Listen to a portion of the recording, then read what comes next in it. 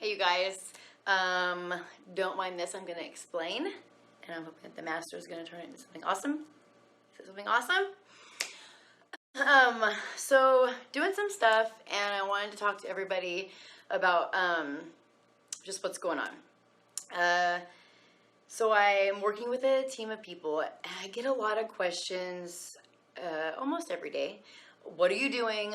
Where are you? And then I'll post, I posted some videos of me on stage, in the Viper Room on Sunset Boulevard.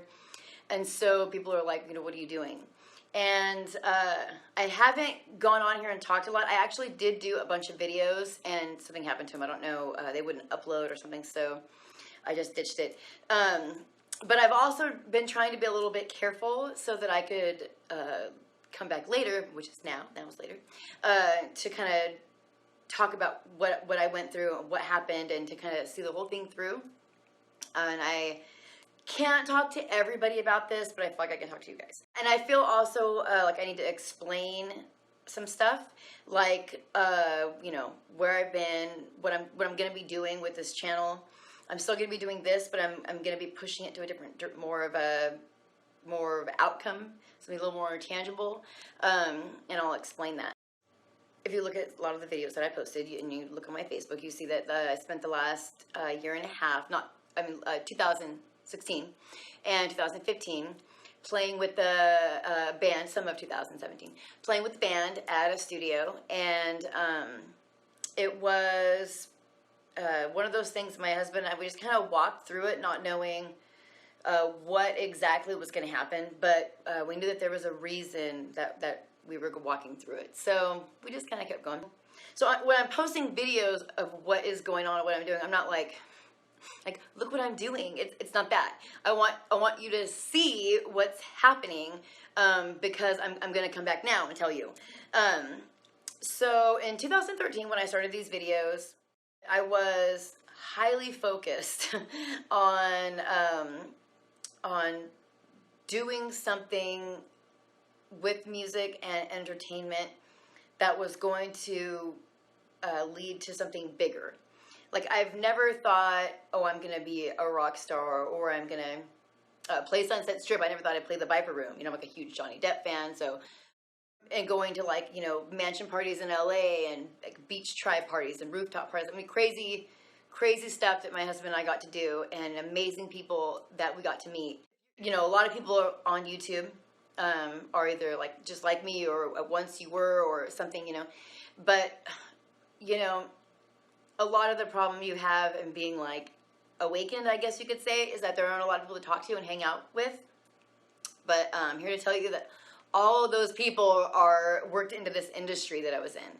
And I mean, you just meet, it's like every time you meet people, you're just like, oh my God, all these people are amazing. It's crazy. So they've just left the normal zone and moved up to a different level. And, I guess they're just not visible to the lower level anymore. It's kind of crazy. But anyways, so I got to do all this fun stuff and hang out with a lot of really cool people and travel a little bit, and had a lot of fun. And my husband had a great time. But it was sort of a thing that, like I said, we were all kind of walking through. And in 2013, when I started doing this, I guess now they're calling it mindful meditation. But back then it was just manifesting, or whatever. And so I had that pineal gland experience, and I felt like if I were to when I would picture this and get into it, to the point where I would feel the lights, feel the feeling, hear the music, and I would feel this I could feel it. And then I told my husband, when I was just on the couch and do this, I was like, I'm having a weird feeling when this is happening. I'm getting I feel like I'm going to be doing music in Woodlake, and that people are going to have to come to see us play, and that we're going to do some shows, but for the most part, people are going to be coming to see us, and that I wouldn't be the star of the show.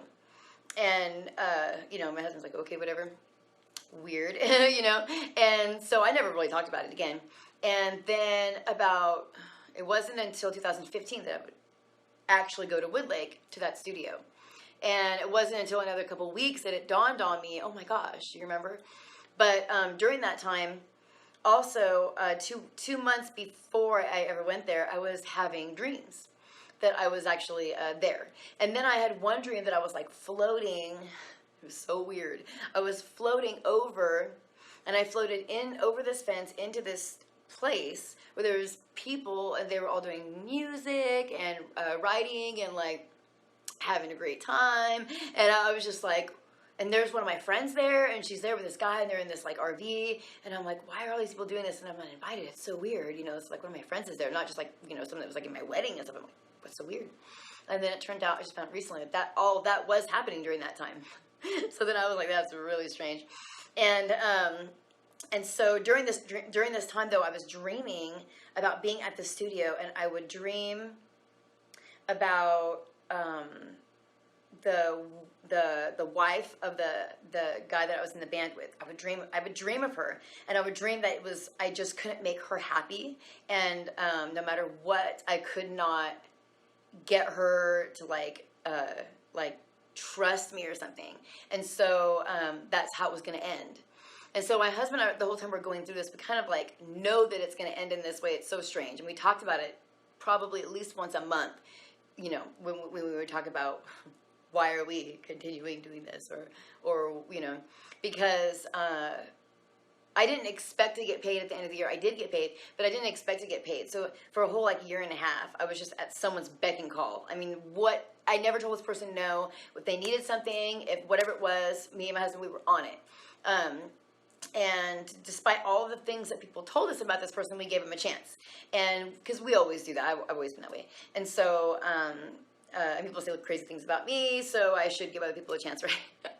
And so I was like, you know, cool. So my husband and I would walk through this whole thing, and there were several times where I wanted to give up. I didn't want to do it anymore. I wanted to get out of it.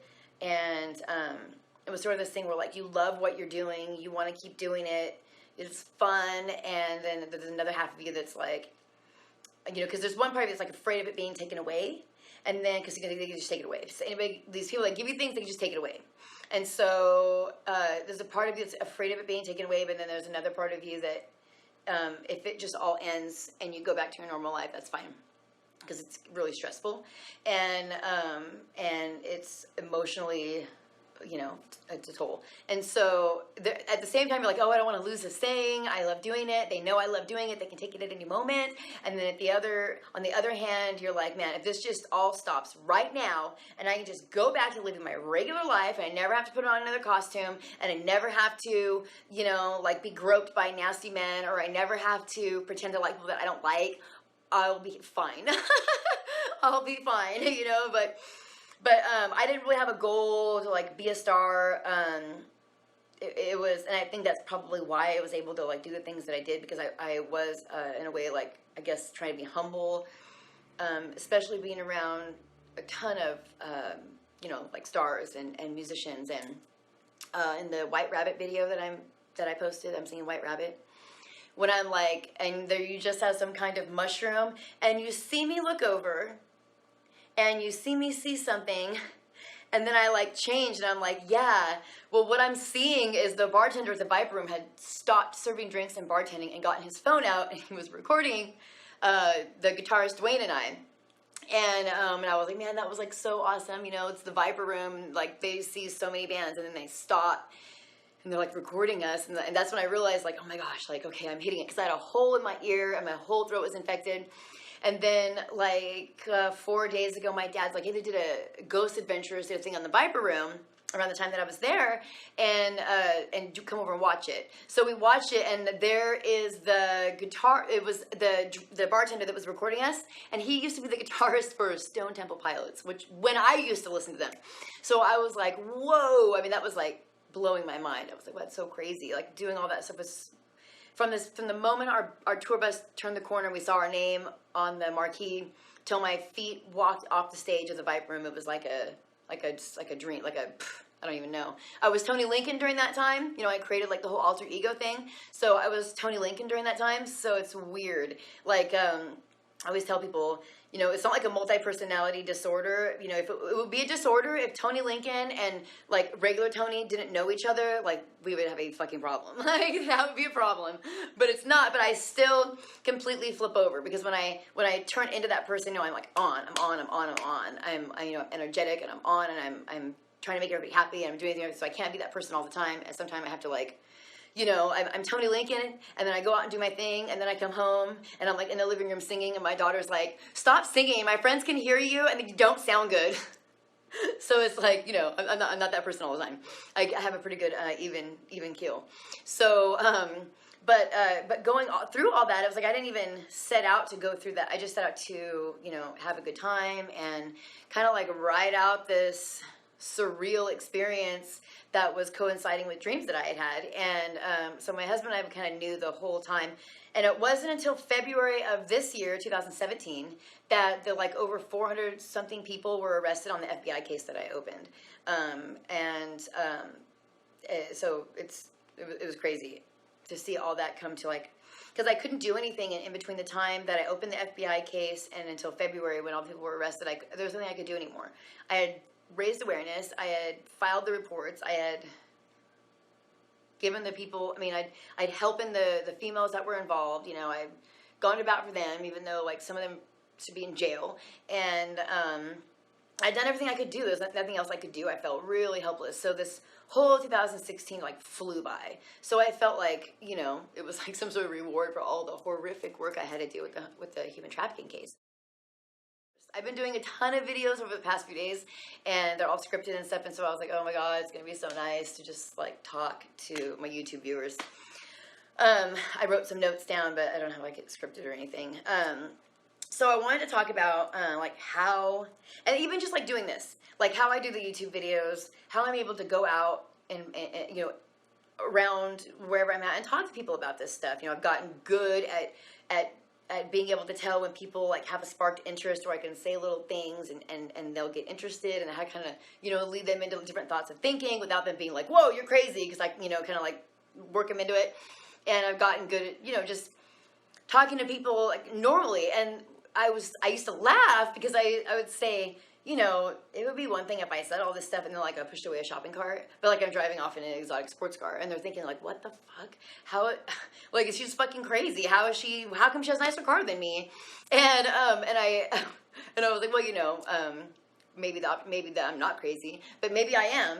And, you know, I was in corporate America for a long time before I decided to quit my job and go out on my own. But the real answer is that I work from home. And I decided, you know, a while back that I was going to work smarter. And I was going to find, first I started out making, like, you know, I was making like probably $30 an hour working from home, which is not good. And you could do a lot better. And so eventually I transitioned to different items, started making a lot more money. So I made like $125,000. And so I wanted to share with people how I did that, and especially my YouTube audience, because I feel like a lot of us want to do this work, but not that you can't do this work and be employed like a regular place, but it's just difficult, because once you get on the grind to like get the money and you get on the hamster wheel, you can't, the desire to want this information and like the information itself becomes less relevant because you're going into like a survival mode. And so I feel like I couldn't have done this if I had a normal 9-to-5. There was no way, because there's too much research involved. When you try to break out, people come against you. They want to, you know, I don't know what they want to do, but they don't want you to think differently from them. And I feel like the main reason is that like everybody's going from the same playbook, and so when you decide you're gonna not run from the playbook anymore, then they cannot anticipate your next move. So I feel like there's a lot to that. And I feel like a lot of people that watch these videos and are breaking out and being awakened are disenfranchised, which I don't like that term, but I feel like that is the most descriptive way I can say it, accurate. And a lot of people that disenfranchised, they don't want to be a slave. I mean, even if you could be, why would you want to be if there's another option? And so I wanted to, because I figured, wow, I wanted to teach people how to sing and like how to perform, and I was like really excited because I was going to be the president of this studio, and I was so excited to like get my hands into the business, but also like teach people how to do what I did and do what I do like on stage. And so I was really excited about that. And then I started to think, well, you know, you either have it or you don't, and you still have something you can teach. And so I thought, okay, you know, back to the drawing board. And then we went round and round and round where I was like, well, let's teach people how to make money. I raised $26,000 in like 3 weeks, you know, like, let's teach people how I did that. Let's teach musicians how to make like a ton of money on shows with nonprofits, and how to like everybody helps. Musicians and artists get paid and get vendors. Let's teach people how to do that, you know. And so we were really pumped about that. We probably still will do that. But then I was like, but that's not what made all this possible. What really made everything possible was that I worked from home, and I was available to this studio and to this person for free just because I wanted to have fun and be involved. And I wanted the music to sound good. I wanted it to be a good show. I was available to them. And so that's really what made the difference, that I worked from home. I worked from my phone. I had such motivation to be able to not be bothered when I was doing music or when I was in the studio. I can turn my phone on silent or just do a real quick thing, and you know, I would put it in a little cup holder or like whatever on the microphone stand. But I would keep an eye on it, and I did everything. I mean, went out of town, did all these shows and everything just from my iPhone, and I would work 1, maybe 2 days a week. I had a little bit of a longer, the items took me like 15 to 20 minutes to make, and I shipped them out. I had 2 weeks total to ship them out, to get them delivered. And so I would just work once a week and fill my orders once a week, and still even sometimes get ahead of it. There was a couple times that I got behind, but my prices were too low. So I mean, that's what really I think made it possible for me to do everything, was that I was so available to the entire process, to be able to go and to promote the shows, to have time. Every single time I did one of these shows, almost every weekend, even when we had our rehearsals, I treated them like dress rehearsals. I did them just like we were doing music on the stage. I never wore the same outfit more than once. I made a lot of my clothes, or I bought them super cheap and then just like did them up. And my husband would get off work and go straight to the studio, and we would do, you know, whatever we needed to do to be a part of it. And so we played New Year's Eve. I got to be like center stage on, if you look at like Smooth Operator and stuff like that, that's when I did New Year's Eve. And Marcos Rios from War played that night. He's still in War. He's been in War since the beginning, but he played with us that night. And so he's playing percussions, and then I'm on stage with Steppenwolf doing Born to Be Wild after that. And that was sort of like the apex for me. The weeks prior to the show, I ran the show, and I raised all that money that I was talking about, the 26,000, and did all the footwork. So, and flying on planes, on meeting like Ricky Martin's producers, going to industry meetings with like friends that I met in the industry, and it was like crazy. I mean, having to do all that and then I was doing a lot of jobs, and I was not sleeping very much, and I was when we got up to the show, I was to the point where I really truly felt how people feel when they say they sold their souls to the devil, because I had already been given all the money, and I wasn't going to give it all back because I'd spent some of it, and I did it, and I needed to see it through. Like, I really felt like I needed to prove it to myself and to everybody that was involved who helped, that I was going to see it through, and that, you know, it's not going to be in vain. And all my friends and family helped, and it was awesome. But it was definitely like the apex for me. From then I was like, what do I do with this now? Everybody's, you know, a lot of the older people involved are, not all of them, but some of them are delusional. Like, they think they're still going to be, these are people like over 55. They still think they're going to be like in a rock band, they're going to be famous, they're going to be, you know, and it's like, you know, I'm in my mid-30s, and I'm accepted the fact that that's like not I accepted the fact when I walked away from American Idol, because I didn't want to make someone feel bad. I accepted that was not really my gig. So, but when people see me and they see me on stage and they want to take my energy and use it to push a band forward, or use it to like elevate, you know, just to have a good time. I mean, musicians just want to have a good time, and the more people you have giving their all, the better it is. So anyways, I didn't know where I was going to go with it. So yeah, like I said, I wanted to teach people how to sing and perform, and then I was like, I can't do that. I feel like I have a commitment and a responsibility to my subscribers on YouTube, and I always do. And I'm like, you know, and I told my husband and the other team members, I can't just pop up on my YouTube and like start selling something. Like, my YouTube subscribers are smarter than that. They're gonna be like, this bitch is on some different shit. Like, we haven't heard from her in forever, and she's like on planes and hanging out with millionaires, and now she's trying to sell us some shit. Like, what the fuck is going on? So I told them we can't do that. I have 2 other channels that we can use to do videos, but we can't do that. And then after I moved away from the music stuff and we got into more of what we were doing, then I thought, wow, this is something like I feel obligated to offer the people on YouTube, because this is how you get out.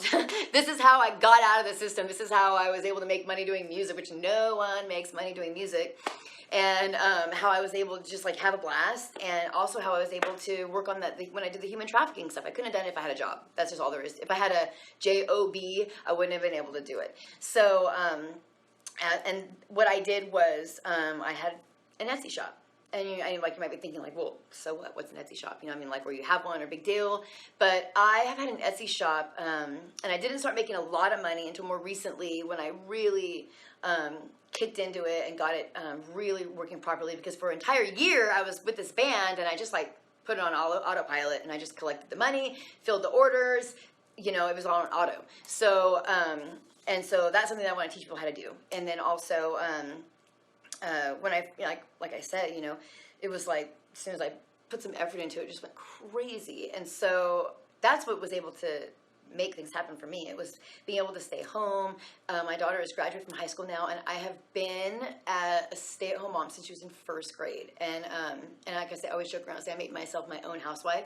Even though I've been married for 6 years now, I was like, well, I always joke around, well, I made myself my own housewife, you know. And in a way I did, because I wasn't always married. So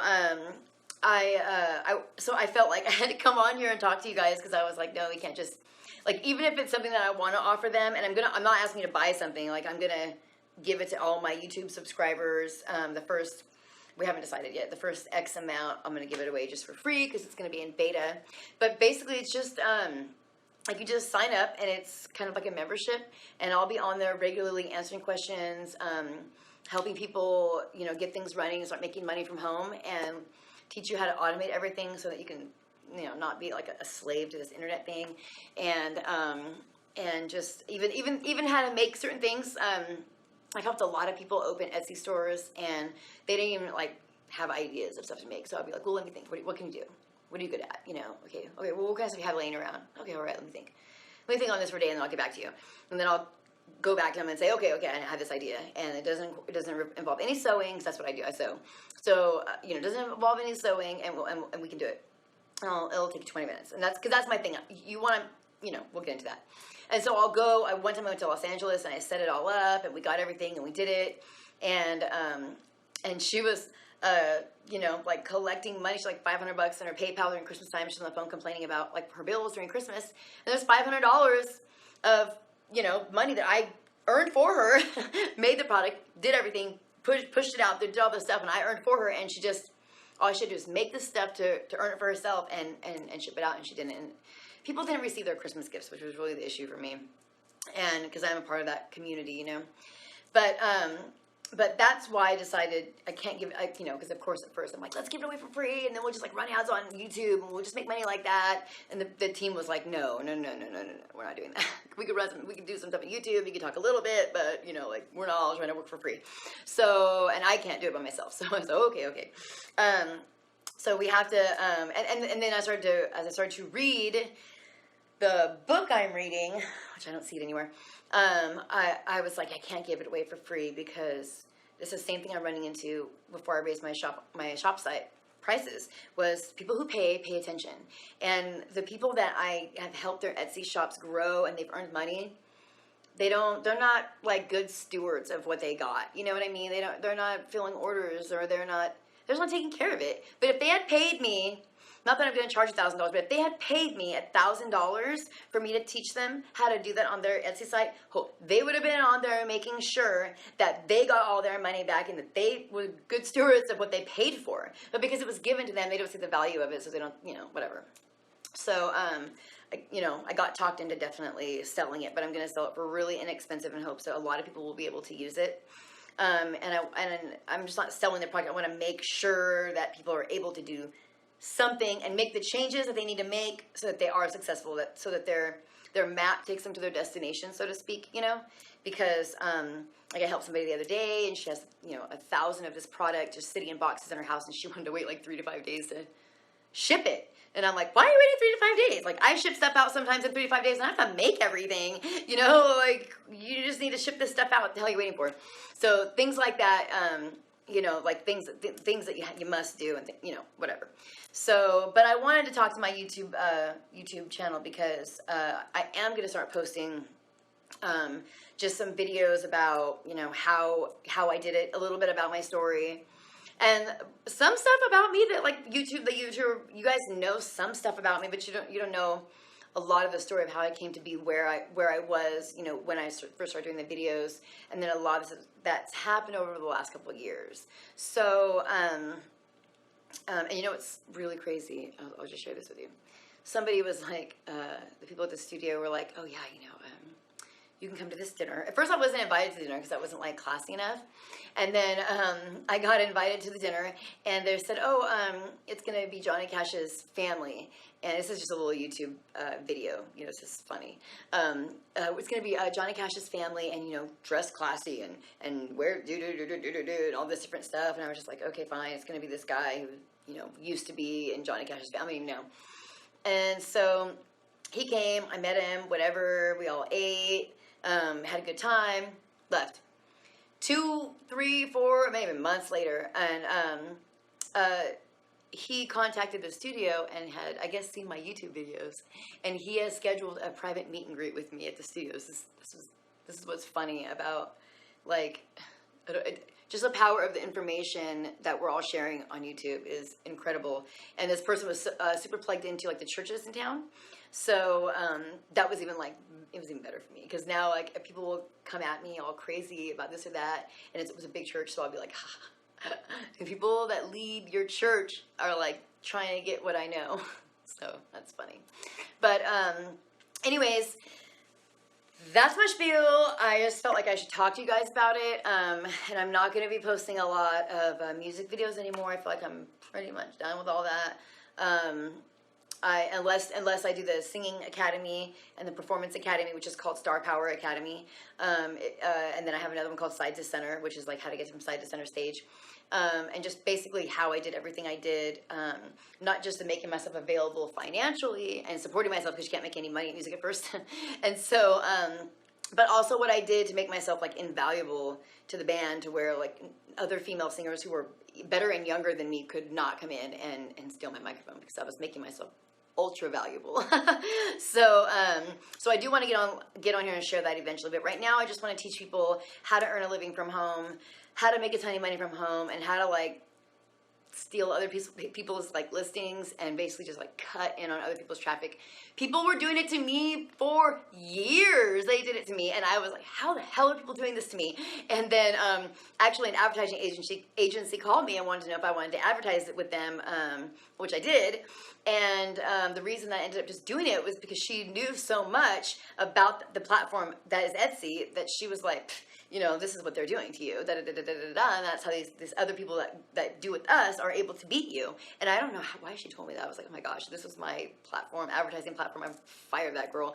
But I signed up, and then I went straight to the internet and just started boom, boom, boom, boom, boom, boom, boom, boom, boom, fixing everything and doing basically what this chick had been doing to me, because for a year I put my Etsy shop on basically autopilot, where everything was like almost like an autoresponder, and so everything was happening through there. I wasn't doing the research that you're supposed to do while you're like babying your Etsy store. I was just kind of like throwing my Etsy store in the playpen and like partying all night. So that's what happened. And while I did that, people were just able to come in and steal my baby. So I stole my baby back, and I figured out how they were doing it. And now I'll find other people who are maybe I have 130 listings, so maybe they've taken one of my listings and they've really done a good job like vamping it up and making it really good, because I've been on for so long that I get a lot of copycats. And so I'll go to theirs and I'll see, oh look, they just started this listing on this date, and it looks like they sold that many since then. Let's go see what they're doing. This is obviously my product, so let's go. And we'll go look, and I'll find people doing it on Amazon. They'll use my pictures too, so I feel fully comfortable teaching people how to do this, because people are ruthless out there. So, yeah, so people did it to me. I figured it out, and doing it, and now I'm doing it too. So, and I feel like it's totally ethical, because you're not copying or anything. You're just modeling. Basically, they're doing a bunch of research, and you're just going, oh, okay, thanks for the research, bye, and applying it to your listing, so that you can basically, it's like basically like taking your own lemonade stand and like finding out what kind of lemonade they're selling. Oh, they've got strawberry lemonade too. That's why all the people are in that line. Okay, I'm gonna add strawberry to mine, and then putting your lemonade stand like right in front of their lemonade stand next to it, and just being like, hi, I invented lemonade, did you not know? So that's basically how I was able to make so much money. And so I want to share it with you. I want to share it with everybody. But like I said, with great power comes great responsibility. So I have had some regrets in sharing it with a lot of people. So I'm going to share it with the first, like I said, X amount of people. And then after that, it's going to cost money. And there'll be like promo codes and different stuff running around. So it's not going to cost a lot of money. It's going to be, I started an Etsy store once, and I've been at a point where I've been looking for ways to beef mine up and get it better, so I know what's realistic for a new business, or a business that's maybe trying to launch a little bit more, get off the ground. So I know, what's financially feasible. It has to be $100. So that's it. And if you took anything from this video, take the fact that I had this pineal gland experience, which I always forget to mention, that when I had this pineal gland experience, I was taking a supplement from the Vitamin Shop for glands. I've searched on the internet everywhere. I don't know what it is, and the Vitamin Shop's kind of far from my house. And last time I went, I forgot to look. So you'll have to look. It's next to the Vanessa's thyroid. It's like in the thyroid department, but on the back it says for glands. For all glands, lungs, the brain. That's why I got it, because it was like lungs, brains, all this different stuff. I didn't say pineal gland on it, but I had been taking it, and I just realized that I'd been taking it like a year ago. I went through 2 bottles of it, and a year ago I remembered. So in 2013 I was taking it, and I told my husband, I was like, oh my gosh, I totally forgot about that supplement I was taking when I had that experience. That's so crazy. I wonder if it has something to do with it. Probably. And then I was fasting and doing only like raw foods and stuff like that. So I had that thing, and that was one of the things that came real to me, that I was going to be doing that. And I saw myself on the stage. I saw the curtains behind me. I saw pieces of the stage and stuff like that. So I had like a vision of it. And then 2 years later, I was on the stage, and the person who was in the dream was also there too. And it was the person I was like warned about by everyone, but never ever listened to any warnings. And so I was cautious, of course. I had someone there to help me, like a manager there to help me the whole time. So sometimes, he would take the phone. No, you're not going to call anybody and tell them what you're doing. Because they're going to try to stop you, because everybody wants this, so no. And so I'm like, I wanted to involve all my friends, I wanted, whatever.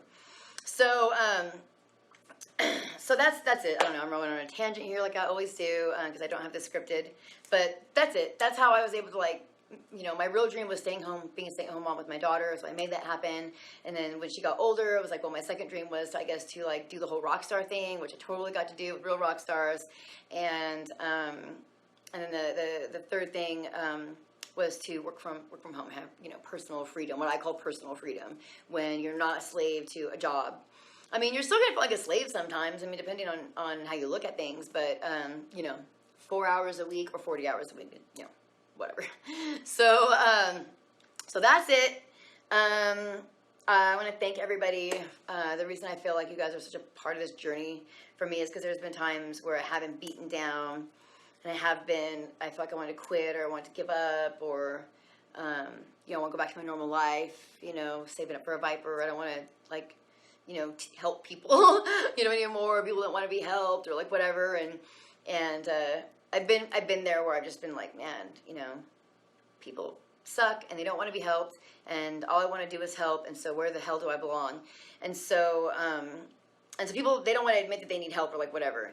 And so I feel like I wanted to, you know, share it or whatever.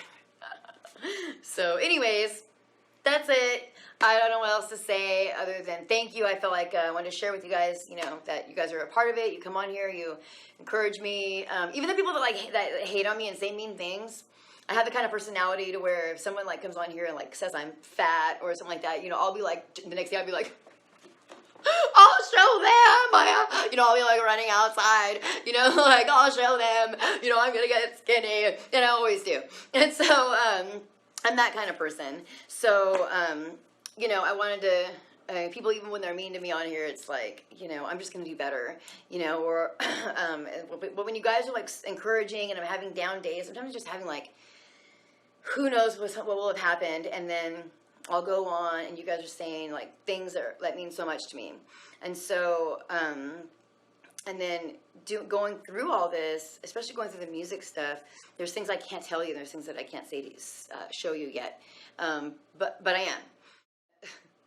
During the whole thing, I wanted to tell you like so bad, and now I'm like, I don't want to say anything, you know, but it's okay, I'm going to. I'm going to, because Tony tells, that's what I do. People always, you know, I am cool and everything, but like, you know, the things I'm not cool with, I'm really not cool with. So, so that stuff is going to come. So I am still going to do these videos, and I'm actually excited to have a lot more time freed up. Because like I said, even though I had a 4-hour work week on Etsy, I was 100% dedicated. Like I said, I never wore the same outfit once.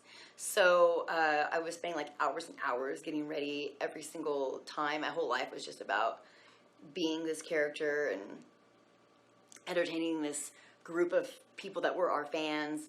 And, you know, and so it's like, whoa, it's crazy. But it's a full-time job, that's for sure. But like I said, you know, I know what it feels like to have sold your soul to the devil. I don't think you have to sell your soul to the devil per se, but I know what that means. I know what that means. There's a realness to what we talk about, but there's also a real, tangible, just superficial explanation for that term. So, and I will talk about it. But you are going to see videos popping up where I'm just like, you know, it's me and I have the green screen behind me, and it's a produced video. So I have some amazing webmaster and artist who's going to be doing all this, the videography and just amazing stuff. So, and he's just like us. So when you see the produced videos, don't say, oh, what a bitch, look how overproduced her videos are, she's doing this and that. No. We are all just fucking making it happen, okay? So we are busting our asses to try and do our part to, like, you know, change the world. You know, it's just a, you know, a short portion. A bunch of people can stop breaking their backs and start working from home and making money, spending more time doing what they love and less time doing what they have to, then I will feel, you know, that much better about my stint on this planet. So anyways, thank you, you guys. I love you guys. You have no idea how much I appreciate you. I have so much gratitude, I don't even know what to say. So, thank you for sticking in there with me, and for all of your helpful and, you know, encouraging comments. And I'm excited to share this stuff with you and to see what you guys have to offer in regards to it too. Okay? Thank you, guys. I will see you next time.